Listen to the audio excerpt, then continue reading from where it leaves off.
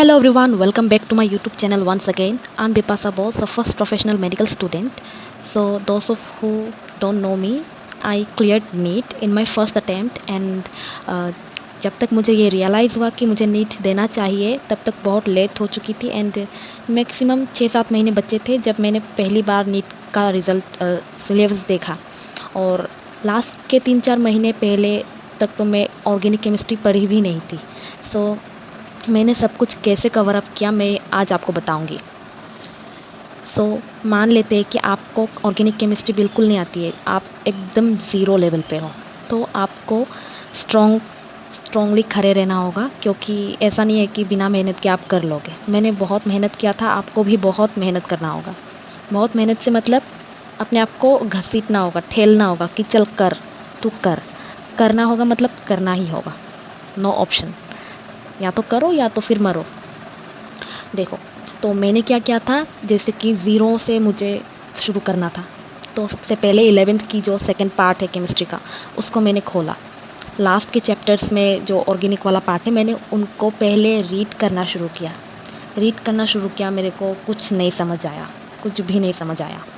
फिर मैं solved example पे जंप करी, तब मुझे लगा कि अच्छा ऐसे पूछा जा सकता है। तो फिर जब मैंने वो क्वेश्चन को दिमाग में रखते हुए रीड किया एनसीईआरटी, तब मुझे समझ आने लगा कि अच्छा ऐसे पढ़ना चाहिए था मुझे।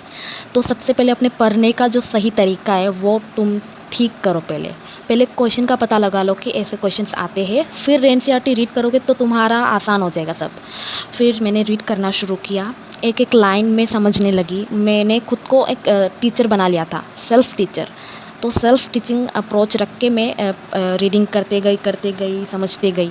फिर मैंने सॉल्व्ड एग्जाम्पल पे वापस जंप किया, तो मुझे लगा कि अच्छा अब मुझसे वो आंसर मैं दे पा रही हूँ अब। फिर ऐसे करते करते मैंने नेक्स्ट वाला टॉपिक को धीरे धीरे समझा। मैं 12th में थी, फिर भी मुझे 11th की केमिस्ट्री नहीं आती थी, 12th का तो दूर की बात है।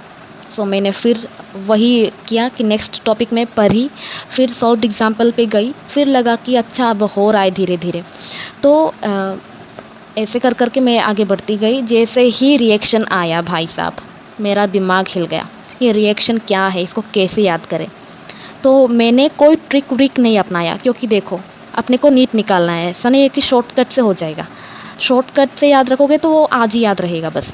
तो मैंने शॉर्ट नोट कुछ नहीं बनाया, क्योंकि मुझे शॉर्टकट से नहीं निकालना था नीट।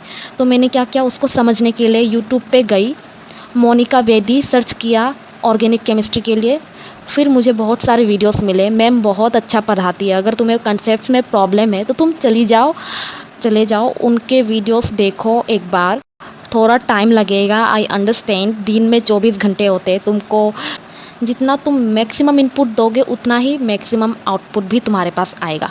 सो मैंने ज़्यादा से ज़्यादा टाइम अच्छे से यूटिलाइज़ करते हुए अपना ऑर्गेनिक को ऐसे धीरे धीरे किया। एक लेक्चर देखने के बाद मैं एनसीईआरटी को फिर से पढ़ने लगी। तब मुझे लगा कि अच्छा मैंने ये मिस आउट कर लिया था, जब मैंने खुद से रीड करी थी तब मेरा ये मिस आउट हो चुका था। सो इसलिए अभी उसको ध्यान में रखना है, और जो टर्म्स अपने को डिफ़िकल्ट लग रही थी मैंने उसको हाईलाइट कर दिया। ऐसा नहीं है कि पूरी एनसीईआरटी हाईलाइट कर दी, क्योंकि लास्ट में क्या भाई रिवाइज ही करना होगा। पूरा एनसीईआरटी रिवाइज करने बैठ जाएंगे तो फिर नहीं होने वाला। जो डिफ़िकल्ट टर्म थे उनको बार बार ध्यान में रखना होता है, इसीलिए मैंने उनको स्पेसिफिकली हाईलाइट कर दिया। तो फिर ऐसे कर करके मैं आगे बढ़ती गई। उसके बाद भी इनफ नहीं है, रिएक्शन के लिए मैंने वीडियो तो देख ली, लेकिन उसको याद कौन करेगा भाई, मैम तुम्हें समझा के चली जाएगी। उसके बाद मैंने क्या किया, 5-6 बार मैं रिएक्शन को लिखती गई। जब तक नहीं याद हो जाता तब तक मैं लिखती गई। तुम क्या सोच रहे हो कि ऐसे ही वीडियो देख लेने से, क्वेश्चन अटैम्प्ट कर लेने से याद हो जाएगा, या मतलब एक दिन याद हो गया तो फिर एग्ज़ाम वाले दिन भी याद रहेगा? ऐसा नहीं होने वाला। मेहनत करोगे तभी तुमको रिज़ल्ट मिलेगा।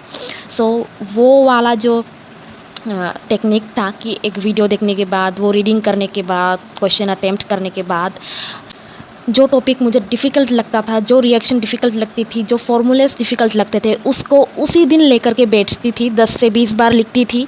तुम 5-6-7 बार भी, जितनी बार तुमको याद ना हो जाए तब तक तुम लिखते जाओ। देखो बिलीव मी, आज तुमको लग रहा होगा कि बहुत टाइम वेस्ट है, एक ही चीज़ के पीछे इतना टाइम वेस्ट नहीं करना चाहिए, बट बिलीव मी लास्ट के एक हफ्ते पहले तुमको ये रियलाइज़ होगा कि अगर मैं पहले ही कर लेता या कर लेती तो लगता नहीं इतना समय मुझे अब। तो बेहतर यही होगा कि तुम अभी पूरा मेहनत कर लो, एक चीज़ के पीछे टाइम निकाल के तुम दे दो उस पे अपना time. So it's a time saving approach, not time waste, okay. So मैंने बहुत बार लिख के रिएक्शन वगैरह याद कर लिया था, समझ समझ के याद कर लिया। फिर प्रीवियस ईयर क्वेश्चन अटेम्प्ट करना। आपको समझ में पूरा आ जाने के बाद आप उस पूरा चैप्टर का प्रीवियस ईयर क्वेश्चन एक ही बार में अटेम्प्ट करने की कोशिश करना, पीडीएफ से या बुक होगा तो वहीं से अटेम्प्ट करना, और टाइमर के साथ, क्योंकि ऑर्गेनिक केमिस्ट्री की क्वेश्चंस बहुत ही ईजी आती है। थोड़े कंसेप्चुअल होते हैं लेकिन ज़्यादा टाइम नहीं लगता है। तो आपको ऐसे क्वेश्चंस में टाइम जितना कम यूज़ कर सको उतना आपको प्रैक्टिस करना है कि आप कम समय में ज़्यादा क्वेश्चन कर सको। इसीलिए टाइमर के साथ बैठो और डे बाय डे उस टाइम को मिनिमाइज़ करते जाओ। फिर ऐसे मैंने 11th की वो लास्ट का हाइड्रोकार्बन एंड वो जो ऑर्गेनिक जनरल ऑर्गेनिक केमिस्ट्री आता है, मैंने ऐसे किया।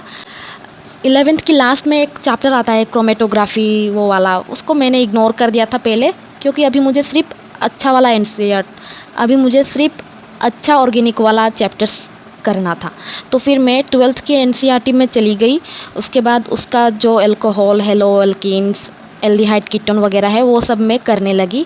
मैंने वही किया, पहले वीडियो लेक्चर्स देखे, फिर रीड करी एनसीईआरटी, एक बार रीड करी, 2 बार रीड करी, जितने बार समझ ना आए कि कब तक नहीं समझ आने वाला। 1 बार नहीं आएगा, 2 बार नहीं आएगा, 3 बार नहीं आएगा, ऐसे करते करते आप वो बुक भी थक जाएगा और आपको याद हो ही जाएगा। तो फिर मैंने ऐसे किया और बेसिकली मेरा यही था कि मैं इतना इनपुट डालूँ कि आउटपुट अपने आप ही आ जाए। मैं सच बोल रही हूँ कि मेरी ऑर्गेनिक केमिस्ट्री बहुत ही अच्छी हो चुकी थी। आप बिलीव नहीं करोगे, जिसका कंसेप्ट बिल्कुल भी नहीं था वो लास्ट में ऑर्गेनिक केमिस्ट्री में इतना अच्छा स्कोर कर लिया। मुझे ऑर्गेनिक केमिस्ट्री में पूरा कॉन्फिडेंस आ गया। मैंने यही किया और लास्ट तक मुझे पूरा कॉन्फिडेंस आ गया। और मैंने ऑर्गेनिक केमिस्ट्री के लिए कोई शॉर्ट नोट नहीं बनाए थे, मैंने लास्ट तक एनसीईआरटी को ही रिवाइज करके गई थी। तो बिलीव मी, मैंने ऑर्गेनिक केमिस्ट्री का एनसीईआरटी 20 से 25 बार रिवाइज कर लिया था। रिवाइज करते करते मेरा टाइम इतना शॉर्ट हो गया कि एक चैप्टर को पहले मैं जब 1 घंटे लगा के पढ़ती थी, वो लास्ट में 5 मिनट में रिवाइज हो जाता था।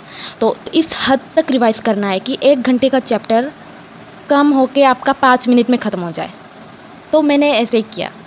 और अगर इन शॉर्ट समराइज़ करना चाहूँ तो मैं बोलूँगी कंसेप्ट्स बिल्ड करो, उसके बाद सॉल्व्ड एग्जांपल्स पे जाओ, फिर रीड करो एनसीईआरटी, रिएक्शंस को मेमोराइज़ करो, लिख लिख करके बार बार याद करो। उसके बाद प्रीवियस ईयर क्वेश्चंस अटेम्प्ट करो। फिर अगर लग रहा है कि कुछ कमी है तो फिर तुम अपना एक्स्ट्रा क्वेश्चन सॉल्व करो। अगर तुम्हें लग रहा है कि ठीक है अब मतलब कोई कमी नहीं है, सारे क्वेश्चन सॉल्व हो जा रहे हैं, तो फिर तुम उसको बार बार रिवाइज़ करते जाओ।